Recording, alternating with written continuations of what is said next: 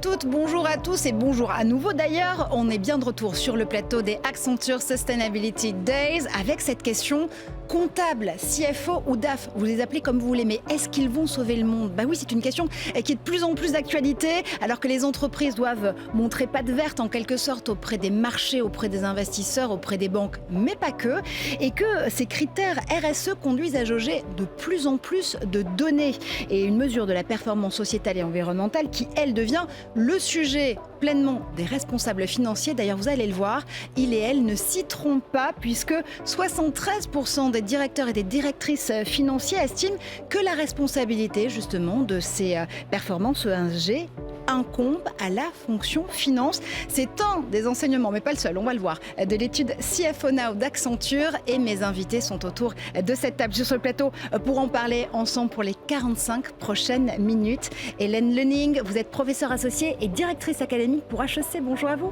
Bonjour Marjorie. Anne-Claire Ducrot, vous êtes Head of ESG Reporting pour BNP Paribas. Bonjour. Bonjour Marjorie. Sébastien Rouge, vous êtes le CFO d'Imeris. Bonjour. Et puis Clotilde Ghisani, évidemment, vous êtes directrice exécutive fonction et performance pour Accenture. Bonjour Marjorie. Alors on démarre avec une question. Elle est peut-être un peu longue, mais elle a là aussi toute son importance. C'est une question d'actualité, je le disais, puisque 2022 sera l'année de la révolution du reporting RSE ou ne sera pas. Ainsi, on veut le pacte vert européen, ce Green New Deal, cette mesure phare de l'actuelle Commission européenne, évidemment, qui va créer ou modifier plus de 50 réglementations, dont une qui impacte sur vous aujourd'hui ici autour de cette table. C'est la directrice de directive, d'ailleurs tout court, CSRD, vous comprenez comme vous le voulez, en tout cas ça veut dire Corporate Sustainability Reporting Directive, et sa transposition par les États est envisagée pour fin 2022, une entrée en vigueur pour début 2024. Ma question finalement, elle est assez simple. Comment vous y préparez-vous ? Mais d'abord, explication de texte avec Clotilde.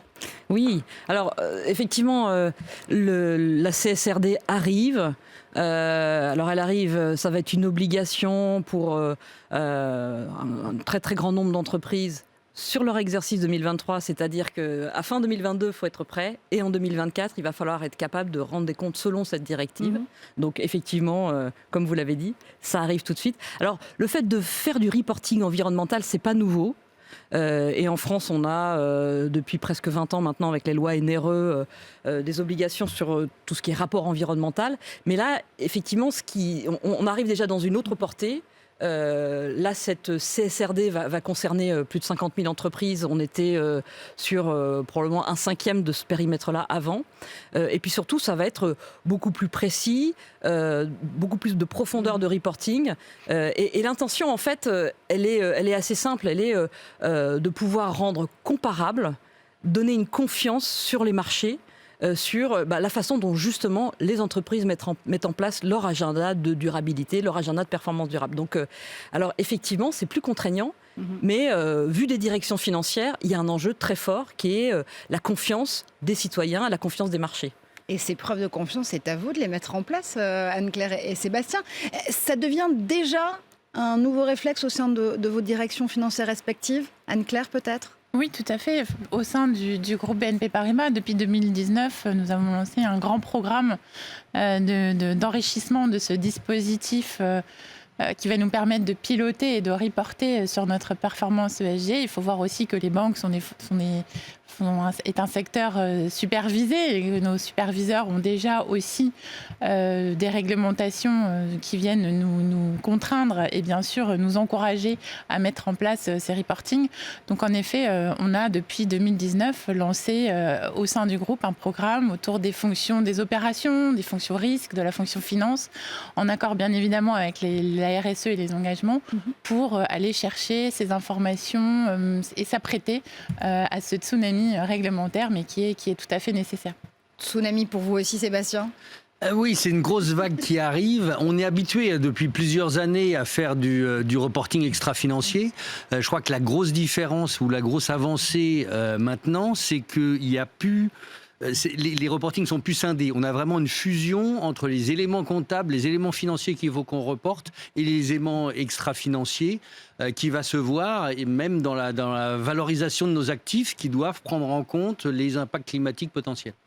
Et alors justement, cette nouvelle prise en compte de la mesure de la performance extra-financière, elle met bien en lumière, en valeur, cette équation entre performance d'un côté et durabilité de l'autre. Ça veut dire que concrètement, ça fonctionne, Clotilde, quand on met les deux en parallèle ?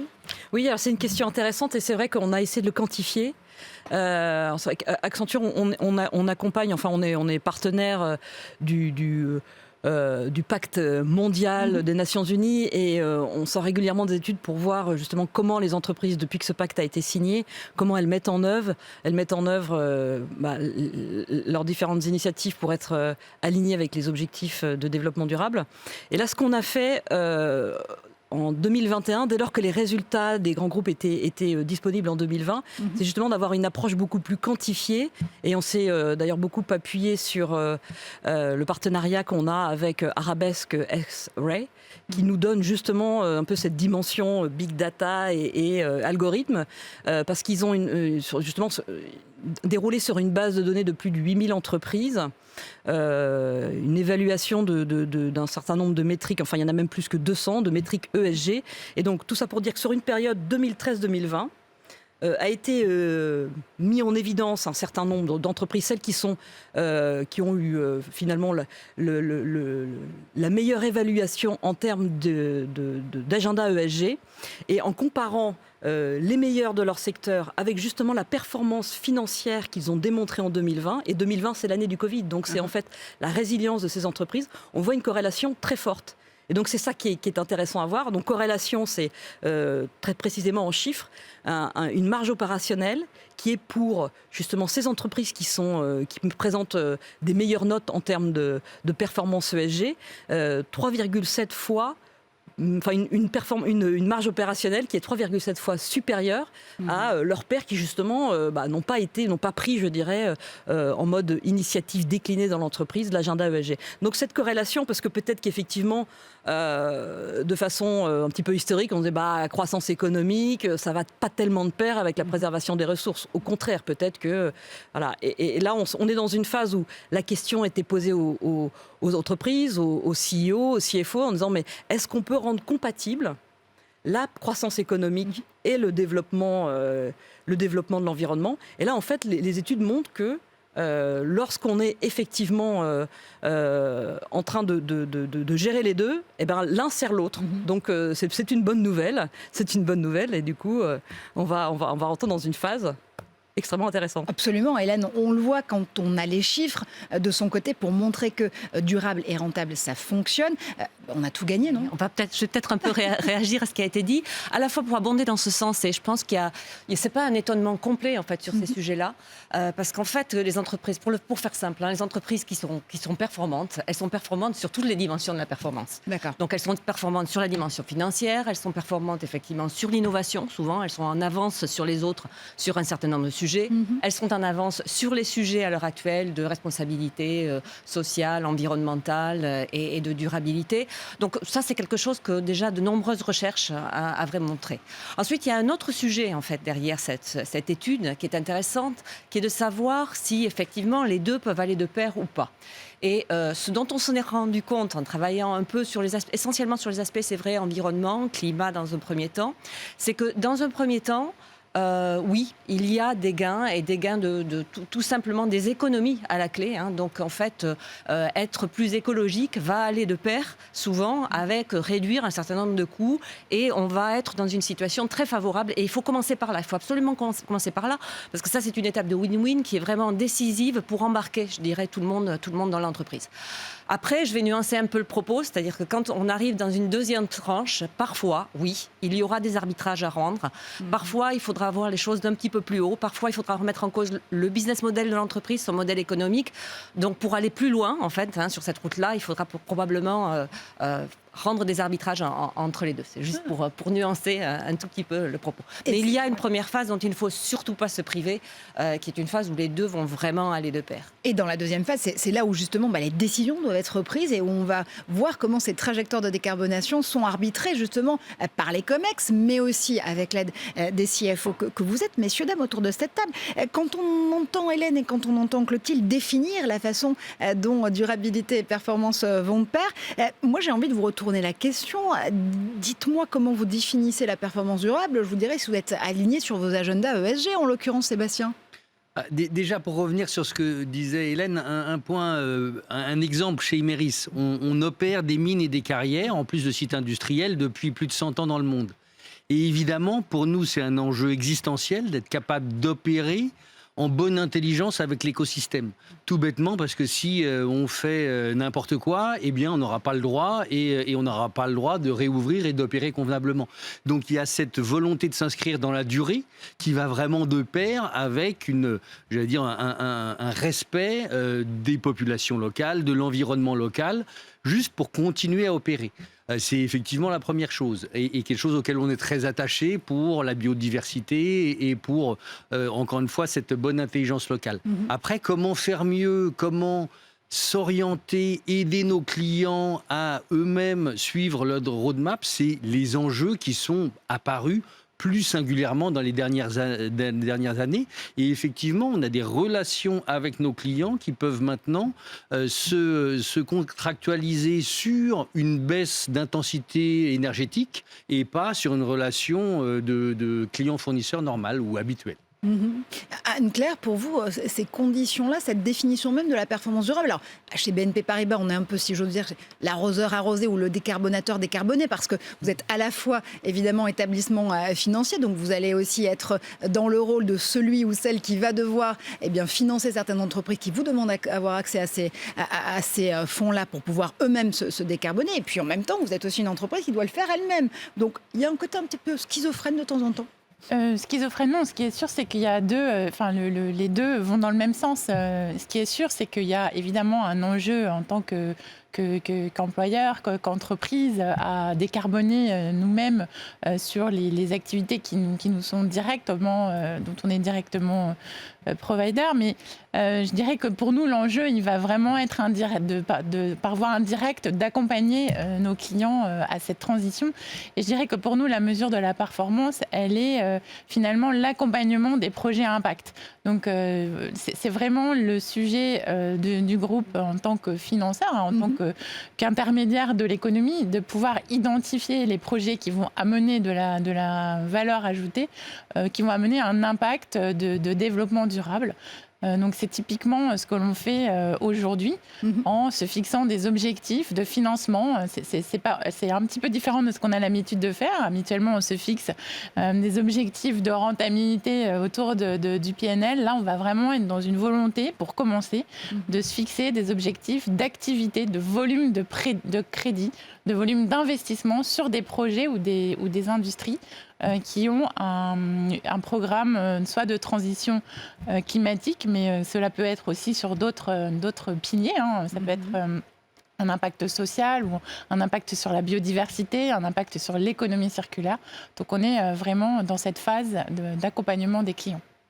On le voit, Hélène, avec l'exemple d'Imerys, avec l'exemple de BNP Paribas, ces questions même de mesure de la performance ESG, elles vont aider aussi les directions financières à se transformer. Vous voyez quel type d'ailleurs de reformatage de ces directions financières ? Alors, moi, ce que j'ai pu observer dans des entreprises, et on le voit chez Imerys, on le voit à la BNP, mais j'ai eu l'occasion de travailler sur d'autres projets, ce qu'on voit dans les entreprises, c'est qu'effectivement, les DAF se sont en train de s'emparer vraiment du sujet. Et donc ça, c'est vraiment le tournant, vous parliez de ce tournant post-Covid, de ces 78% de DAF qui maintenant travaillent sur ces sujets-là. Et j'ai tendance à penser que les DAF, ils sont particulièrement bien positionnés en fait, dans les entreprises pour aider, pour accompagner cette transition. Alors bien sûr parce qu'il y a des directives, bien sûr parce qu'il y a de la régulation, mais en fait ils ont un certain nombre de compétences, ils savent faire un certain nombre de choses, les DAF, que les directions du développement durable ne savent pas faire. Et c'est pour ça qu'on a ce besoin maintenant de les faire travailler ensemble, de faire travailler les financiers avec les directions du développement durable, mais de ne pas laisser ça seulement dans les mains, je dirais, des directions du développement durable. La première chose, c'est qu'en fait les financiers, ils disposent d'un réseau, c'est-à-dire que dans les entreprises, des financiers, j'allais dire, il y en a à peu près dans toutes les entités. Il y a des contrôleurs de gestion, il y a tous ces gens-là qui sont là et ce réseau, il existe. Et on ne va pas recréer un réseau à l'identique en développement durable, mais on va s'appuyer finalement sur ce réseau existant pour opérer la transformation durable aussi et avoir cette performance RSE. On fait de l'upcycling d'équipe, si je vous Voilà, entends bien. en fait, ou en tout cas, oui, une présence qui est proche des opérationnels, qui est proche du terrain, qui est déclinée à tous les niveaux de l'entreprise. La deuxième raison pour laquelle ils sont, à mon avis, très bien positionnés par rapport à la diffusion, c'est qu'en fait, ils ont des expertises et des compétences en matière de mesure. Vous avez employé le terme de mesure. Les financiers, ce sont ceux qui, dans l'entreprise, depuis toujours, savent comptabiliser, savent sourcer la donnée, savent mettre en chiffres, finalement, la réalité de l'entreprise. D'accord ? Donc cette compétence-là, ils l'ont. Ils ne l'ont pas spécifiquement RSE, mais ils sont en train de se former à grande vitesse maintenant parce qu'ils ont bien compris que qu'ils avaient une vraie valeur ajoutée aussi à apporter à ce niveau-là. Donc il y a vraiment une appropriation par les financiers. Moi, j'ai eu l'occasion de l'observer dans une entreprise, chez Colas, donc qui est une des entités, une des entreprises du groupe Bouygues, où je les ai accompagnés en fait l'an dernier et à nouveau cette année. Et l'an dernier, donc sur 2021-2022, on était vraiment dans une phase on essaie de comprendre, on essaie de la taxinomie, la CSRD qui va arriver, qu'est-ce que c'est le nouvel environnement réglementaire. On sentait bien venir une pression aussi de l'actionnaire, des investisseurs, des banques pour dire il faut passer à cette dimension-là. Et là, maintenant, cette année, ça y est, on rentre dans le vif du sujet, donc on a compris ce qu'on devait faire, on n'a plus qu'à se retrousser les manches et il va falloir aller sourcer la donnée et ça pose des tas de difficultés, je pense qu'on aura l'occasion d'en parler. On va y revenir, ne vous inquiétez pas. Mais justement, c'est intéressant ça, Clotilde. Ça veut dire quoi ? Ça veut dire qu'aujourd'hui, les CFO, ce sont des architectes de valeur. J'ose l'expression. Oui. Alors, c'est ce qu'on voit arriver dans les directions financières. Alors, c'est un périmètre qui est en train de changer. On voit bien ce qu'expliquait Hélène. On avait un focus qui était très clair sur le reporting financier, sur le pilotage des coûts. Et là, on s'ouvre sur un territoire beaucoup plus large. Donc la mesure de la performance extra-financière, mais en fait la performance extra-financière, c'est l'ensemble de l'agenda de valeur du groupe. Vous avez cité au début de notre échange un chiffre sur l'étude CFO Now, justement sur le nombre de CFO. Je crois que c'est 73% des CFO qui se disent in fine, en dernier ressort. De toute façon, on sait que ça arrive chez nous, la performance ESG. Il y a un autre chiffre qui est ressorti de cette étude, qui est aussi très intéressante, parce que c'est une très grande majorité, alors c'est 86%, je crois, le chiffre précis, des CFO qui disent aussi, là, dans cette enquête qu'on a fait début 2021, qui sont de plus en plus amenés à travailler sur des sujets de collaboration au niveau du comité exécutif. Et donc, une sorte de... la finance est en train de déverrouiller l'agenda de valeur du groupe. Et là, on est aussi, parce qu'on introduit des nouvelles mesures, et que c'est le CFO qui va avoir en quelque sorte une forme de légitimité pour dire voilà comment on va le mesurer, voilà où on va sourcer les données, voilà les règles de calcul, voilà comment on va agréger. C'est le CFO qui va aussi avoir le réseau, comme l'indiquait Hélène, au niveau des contrôleurs de gestion dans les différentes entités. Mais du coup, ça amène aussi une collaboration pour comprendre, parce que c'est de la donnée qu'il faut aller chercher dans la logistique, dans les usines. Et du coup, ça va amener cette logique de collaboration. Et donc, ce rôle d'agenda, d'architecte de la valeur, je trouve qu'on le voit très clairement émerger. Voilà, donc une façon de répondre à la question, c'est effectivement un bel agenda qui arrive. Ouais. Et si je vous entends bien, donc il y a ce rôle en effet d'architecte de valeur, un peu de maître d'œuvre, de la collaboration, de la transformation même des équipes, un peu de GPS finalement, des trajectoires de décarbonation, si on veut aller jusqu'au bout du propos. Anne-Claire, d'ailleurs, Hélène citait un cas d'exemple très intéressant sur la façon dont des binômes RSE et justement financiers pouvaient travailler ensemble pour faire en sorte un vie ma vie finalement et un retour d'expérience de leur métier pour, encore une fois, être au service de la mesure de cette fameuse performance extra-financière ESG et RSE. Concrètement, comment ça fonctionne dans vos équipes aujourd'hui ? Alors, c'est très concret aujourd'hui dans nos équipes. Il faut voir qu'il y a vraiment deux choses qu'Hélène mentionnait qui sont vraiment ancrées dans la réalité. C'est-à-dire que on est devant une transformation qui est énorme pour les deux mondes. Pour le monde finance, il faut s'adapter à cette nouvelle matière qui jusqu'à présent était hors circuit, hors radar, même si bien sûr elle n'est pas nouvelle. Il y avait déjà des reportings ESG. Il y avait déjà dans la NFRD, dans les rapports annuels, dans la réglementation française, toute une partie sur la stratégie, la gouvernance, etc., la mesure de certaines métriques. Mais voilà, c'était pas encore au stade d'industrialisation et de normalisation qui est aujourd'hui. Donc, pour les équipes finance, il y a cette transformation, ce change, ce besoin de nouvelle expertise qui est très criante et qui doit aller très vite. A contrario, côté des équipes RSE, en effet, il y a ce côté réseau, où on va aller chercher la donnée, où on va la stocker, comment on va la contrôler, comment on va la consolider. Le concept de consolidation est un concept qui est complètement... qui est vraiment très rattaché à la fonction finance. Donc nous, fort de ce constat, qu'on a fait assez rapidement, je pense, comme la plupart des entreprises, on s'est lancé dans un test que nous sommes en train de faire en grandeur nature. Donc on a vraiment contacté tous nos métiers pour lancer un premier exercice de reporting, notamment pour répondre aux exigences de l'article 8 de la taxonomie européenne. Et donc on a organisé comme ça ce test en grandeur nature, ce dry run, et on s'appuie pour ce faire avec notre réseau finance au sein des métiers et un binôme qui embarque également un contact des équipes engagement ou équipes RSE dans les métiers.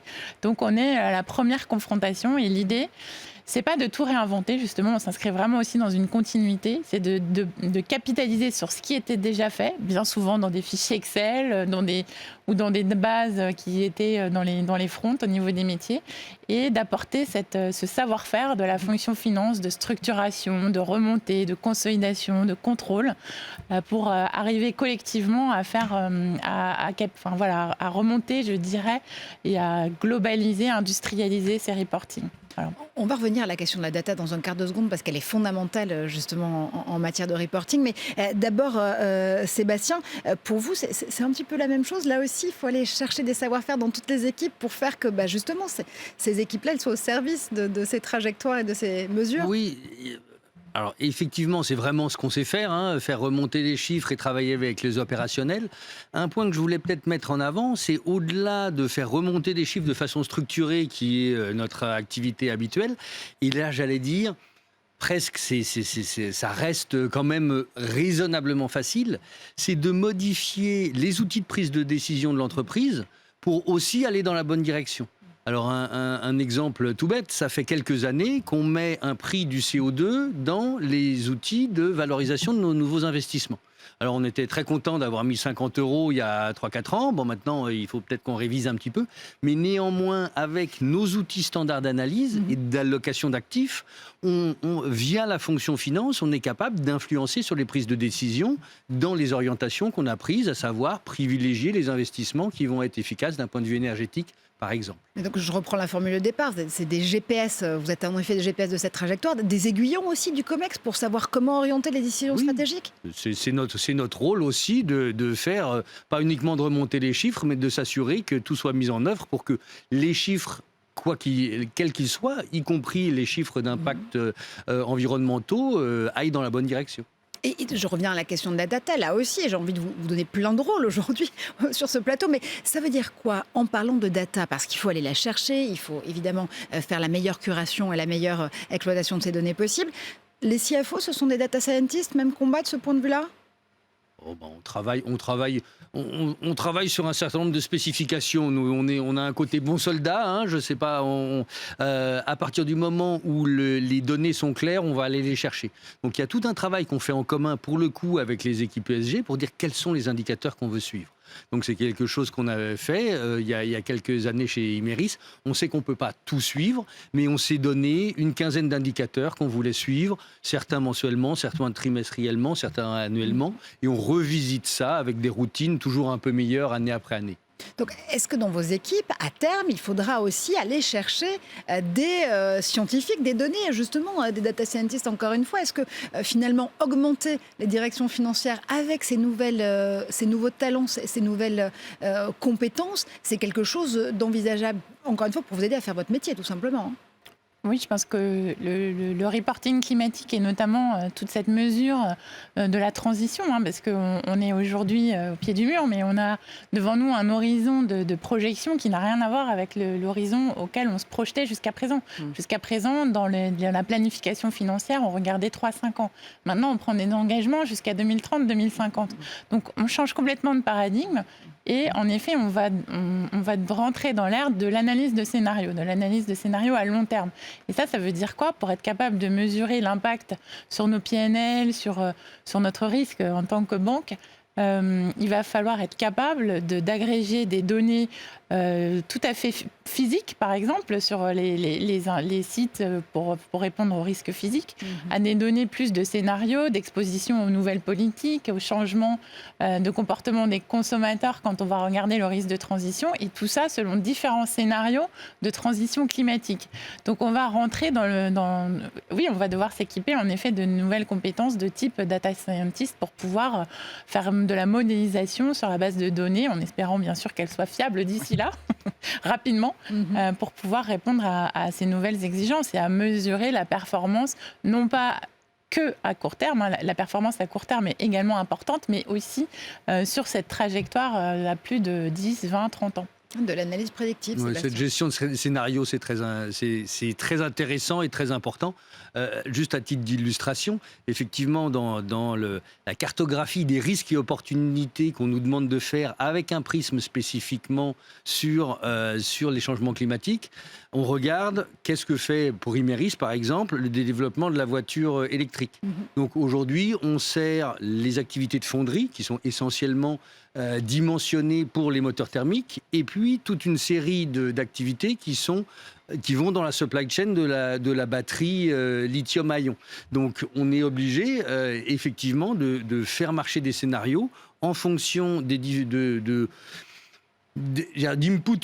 qui sont un peu itératifs pour voir finalement est-ce qu'on va y gagner et gérer après nos scénarios à très long terme. Je pense que c'est un point très important d'être capable d'élargir l'horizon de scénarios qu'on est capable de traiter.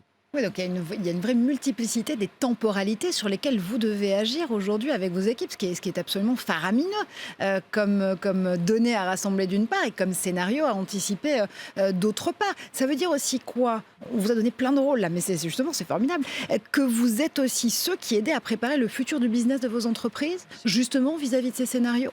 Oui, au moins on a vocation à y participer. Effectivement, pour être capable de le modéliser, ça reste dans nos rôles habituels, qu'on donne des hypothèses et qu'on soit capable de les modéliser pour voir les impacts. Et puis, encore une fois, sur la prise de décision pour que, jour après jour, on soit sûr que les décisions prises aillent dans le bon sens. Et c'est aussi l'aspect vertueux de la finance verte. Il y a beaucoup de questions sur le sujet, mais le fait de s'engager de façon ferme sur une trajectoire, ça va faire, parce qu'on est tous un petit peu bons élèves, on va tout faire pour être sûr de rentrer dans l'épure de ce sur quoi on s'est engagé. Donc là où on avait une petite hésitation, on mettra les investissements complémentaires pour être sûr de rentrer dans l'épure de la baisse d'émissions CO2, pour prendre un exemple qu'on a mis en œuvre chez Imerys. Hélène, justement, et Clotilde, je me retourne vers vous parce que quand on entend Sébastien et Anne-Claire justement parler de ces nouveaux métiers, de ces nouvelles dimensions même qui viennent parachever les directions financières, on se dit qu'il y a des choses formidables à faire, mais on est là pour se dire les choses autour de cette table. Il y a encore des freins peut-être pour certaines fonctions. Avant de parler des freins, je voudrais réinsister sur cette notion de changement de paradigme, court terme et long terme, parce que je pense que c'est vraiment ça, c'est le cœur du sujet. C'est-à-dire que je pense qu'on a passé les 20 dernières années quand même beaucoup à être centré sur ce que les marchés financiers attendent de nous à la fin du trimestre, pour faire simple. Et là, je pense que, y compris les investisseurs institutionnels d'ailleurs, ont compris qu'on ne pouvait pas continuer comme ça. Et donc les financiers doivent se réapproprier le long terme, doivent se réapproprier cette trajectoire. Donc ça, je pense que c'est vraiment un point essentiel qui a été dit. Un autre, dans les rôles positifs aussi des financiers, je voudrais aussi insister, pour moi, ce sont des traducteurs aussi, des financiers. C'est-à-dire que leur vocation dans l'entreprise, c'est de dire, il y a des choses qui sont du domaine des contraintes réglementaires, on a parlé de la CSRD. Il y a des choses qui sont de la pression, qui viennent justement des marchés financiers. Mais nous, on est là aussi pour aider le business, donc ce rôle de création de valeur dont parlait Clotilde, aider le business, aider les opérationnels, aider les COMEX, aider les chefs d'entreprise finalement à prendre les bonnes décisions pour le long terme.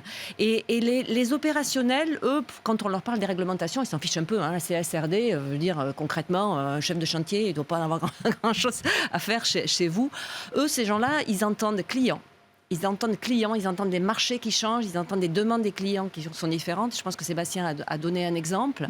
Et ils entendent éventuellement aussi mesure, donc visibilité de ce que je fais et potentiellement des bonus alignés avec ça. Voilà. Donc c'est ce rôle de traduction entre ce qui arrive par les marchés financiers et puis une réalité concrète de terrain. Alors après, oui, des freins, il y a des freins, il y en a beaucoup. Hein. On a parlé du sourcing de la data. En fait, je pense qu'il y a, nous, dans notre jargon académique, on appelle ça des barrières à l'adoption de pratiques et des barrières qui sont des barrières socio-techniques. Qu'est-ce que ça veut dire socio-technique ? Ça veut dire que là-dedans, il y a des barrières qui sont liées aux outils.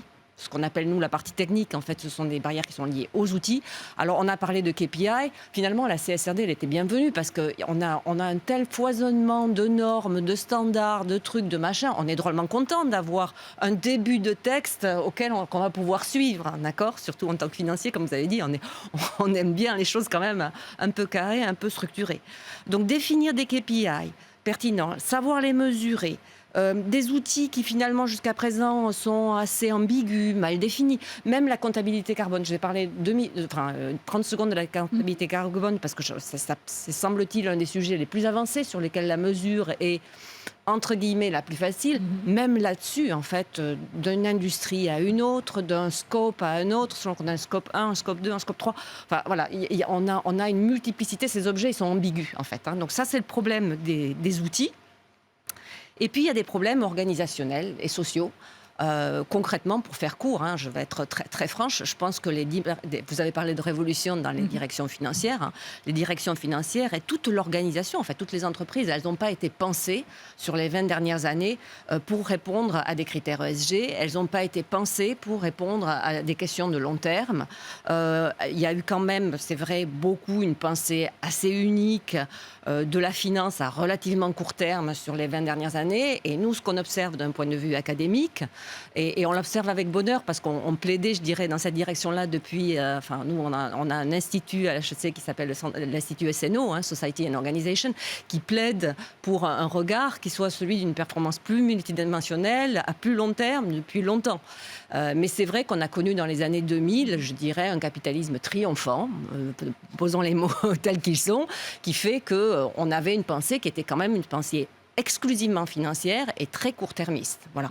Donc, moi, je vois tout ça comme quelque chose de fabuleux, en fait, hein, qui s'offre à nous pour redonner du sens et attirer des nouveaux talents. En fait, on a parlé aussi de former des nouvelles compétences.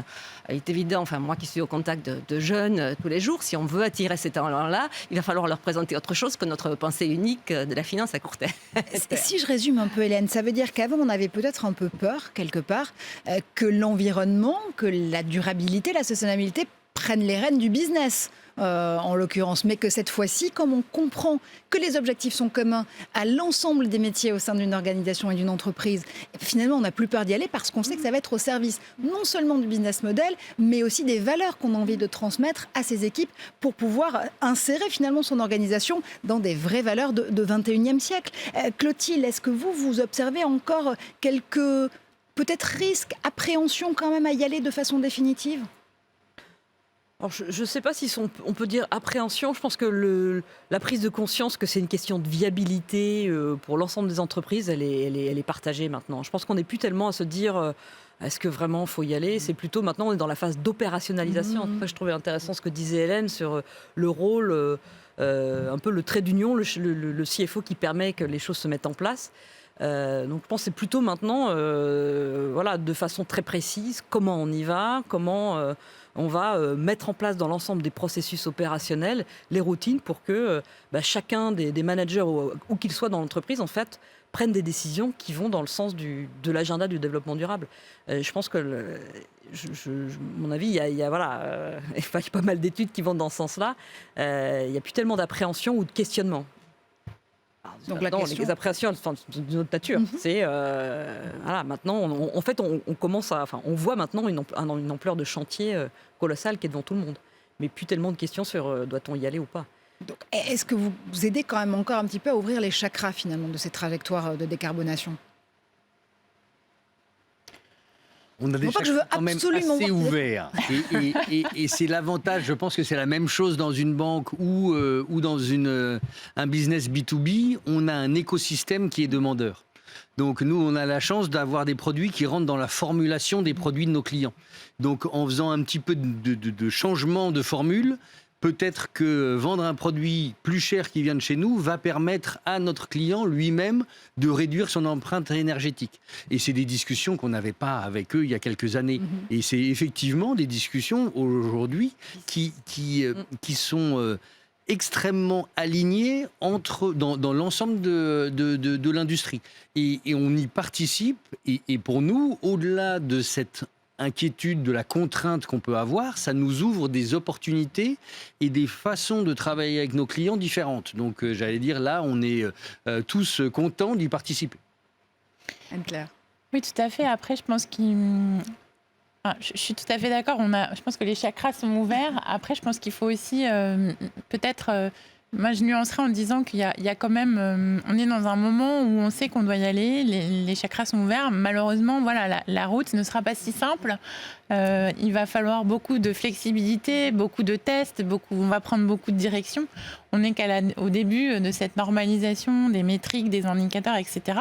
Et donc, je pense que collectivement, on doit y aller et c'est une bonne chose. Après, je pense qu'il faudra aussi rester assez flexible pour pouvoir prendre du recul et vérifier assez régulièrement si on est dans la bonne direction, si on a pris les bonnes métriques, les bons outils, les bonnes mesures. Parce qu'il faut quand même se dire les choses. Aujourd'hui, Hélène l'évoquait, il y a eu beaucoup de couches, beaucoup de méthodes, beaucoup de choses qui ont été faites et elles ont le mérite d'exister. Maintenant, il va falloir les tester concrètement et faire un peu des projets en mode agile, des tests, des dry runs, des essais pour voir si cela nous mène sur le bon chemin. Et je pense que pour en revenir à la CSRD, c'est vraiment une bonne chose parce que c'est tout cet exercice de transparence collective et le cercle vertueux qu'elle va mettre en place, de se dire finalement on a tous des métriques partagées que l'on va publier, qui vont être auditées. Ça, c'est un changement fondamental aussi de cette réglementation. Va générer un cercle vertueux. Donc, au fur et à mesure, cet audit, cette assurance de qualité de l'information de durabilité va permettre de faire converger vers un objectif commun. Après, voilà, on en est au commencement, ce qui est à la fois très, très excitant, puisqu'on débute. Mais voilà, il faut bien aussi statuer resituer le début de tous ces travaux et leur progression encore dans le temps. Et donc, si je me remets dans le calendrier du temps court, vous allez tester en temps réel, finalement, ces nouvelles modalités. Et ça va être les défis qui vont vous occuper sur les prochaines semaines et les prochains mois de façon très active. Hélène, Clotilde, quand vous entendez justement ces défis auxquels sont confrontés nos CFO ici autour de cette table, vous vous dites quoi? On a encore de longs mois devant nous? Bien sûr qu'on a des longs mois devant nous. Heureusement qu'on a des longs mois devant nous. Moi, je voudrais réagir sur le propos d'Anne-Claire parce que je trouve déjà... elle est au cœur du réacteur quelque part, avec son poste. Je trouve déjà la création d'un poste comme celui d'Anne-Claire extrêmement intéressant. Et elle voit bien effectivement l'ampleur de la tâche qui est devant elle. Mais je trouve déjà, on est déjà dans des logiques où, quand je parlais des freins à l'adoption et des organisations qui n'avaient pas été pensées pour, il faut bien voir que les fonctions finances, quand même, beaucoup de fonctions finances que moi j'ai pu voir dans les 20 dernières années, le propos, c'était comment on peut réduire ce qu'on appelle en anglais le headcount, c'est-à-dire il y a trop de financiers, ces gens-là, sur le fond, c'est de la superstructure, il y en a trop, comment est-ce qu'on peut faire les mêmes analyses de coûts, le même reporting avec moins de gens. Et là, on est en train de rebasculer sur redonner de la valeur à ces gens-là, leur redonner une mission qui va au-delà de ce qu'ils faisaient jusque-là, redonner du sens par rapport à l'avenir du business, au futur du business, comme ça a été souligné par Sébastien. Et moi, je trouve fabuleux qu'on voit apparaître des rôles nouveaux, des fonctions nouvelles au sein même de la fonction finance. Donc ça, pour moi, c'est un plaisir de voir ça. Donc ça veut dire quoi? En réalité, oui, les CFO vont bien sauver la planète, mais la planète va aussi sauver les CFO, quelque part. Oui, on pourrait dire ça comme ça. Ouais, vous êtes d'accord avec ça, Sébastien? Oui, on ne s'inquiète pas trop sur la pérennité du job, fondamentalement. Clotilde, encore une fois, au bout de cette émission, quand on entend tous ces retours d'expérience, ces défis partagés et la façon dont justement le rôle des financiers change complètement et que la donne change chez elle aussi, on a envie de se dire quoi? Quelles sont du coup les choses à garder en mémoire pour ces Avengers, si j'ose dire, du reporting durable? Alors, ce qu'on peut dire, c'est que alors on a dit, hein, la fonction finance, elle a encore de belles années devant elle, mais c'est peut-être aussi peut-être les plus belles années par rapport à ce qu'elle a connu, parce qu'effectivement, on a un terrain de jeu qui s'élargit. Autant sa structure, on voit bien qu'elle est confirmée. On a un terrain de jeu qui s'élargit parce qu'on va avoir une valeur 360 qu'il va falloir être capable d'appréhender. Un horizon de temps qui s'élargit aussi. Hein. Maintenant, on voit l'horizon 2030, 2050. Et donc, il y a tout un enjeu parce que c'est des projets qu'il va falloir mener au sein de chaque direction financière dans une logique d'efficience, parce qu'effectivement, on ne peut pas dupliquer des structures. Et du coup, c'est comment on va faire pour intégrer dans les directions financières tous ces nouveaux process, et donc faire émerger des nouveaux rôles. Effectivement, on a la chance d'avoir Anne-Claire, et ce qui se passe au niveau du groupe BNP, c'est extrêmement intéressant d'avoir cette logique d'équipe projet autour de l'ESG reporting qui se met en place. On voit d'autres groupes aussi qui créent des nouveaux rôles. Par exemple, le groupe L'Oréal qui a créé le rôle de Chief Sustainable Finance Officer, donc qui est au sein de la direction financière, reporte tout de CFO, et en même temps qui reporte aussi à la sustainability. Donc aussi cette logique dont on parlait tout à l'heure, d'avoir un binomage systématique, voilà, parce que c'est en faisant émerger, enfin en faisant évoluer les organisations de façon intelligente qu'on va du coup donner ce nouveau terrain de jeu à la finance, faire en sorte qu'à la fois l'organisation financière évolue, que les process intègrent partout où il y a une décision financière à prendre des éléments, des critères de type ESG. Sébastien en a parlé, mais voilà, dès lors qu'on va lancer un nouveau produit, qu'on va valider un financement, intégrer aussi toutes ces normes, être bien en veille. On a parlé beaucoup de la CSRD, mais il y a aussi côté IFRS, voilà, tous des standards aussi qui sont en train de sortir là, avec la SSB qui vient d'être publiée.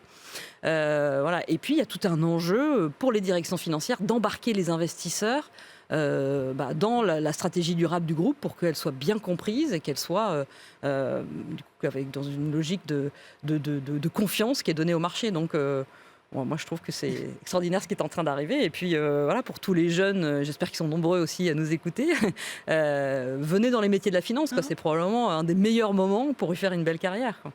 Ah, absolument, on le voit alors en reporting durable qui se précise avec des critères extrêmement là aussi précis, des organisations qui se transforment sous l'impact de ces trajectoires de décarbonation, des directions financières qui elles aussi changent, deviennent les couteaux suisses finalement de cette transformation environnementale. On a 2 minutes pour savoir ce qu'il faut vous souhaiter pour 2022. On y arrive. Je vous assure, ce sera bientôt la fin de 2021. On va y arriver là aussi. 2022, pour vous, votre défi, ce sera quoi très exactement, Sébastien? Oula, sur le défi 2022, sur ces engagements-là, c'est vraiment de trouver les moyens en interne de pouvoir suivre toute cette grosse vague de changements.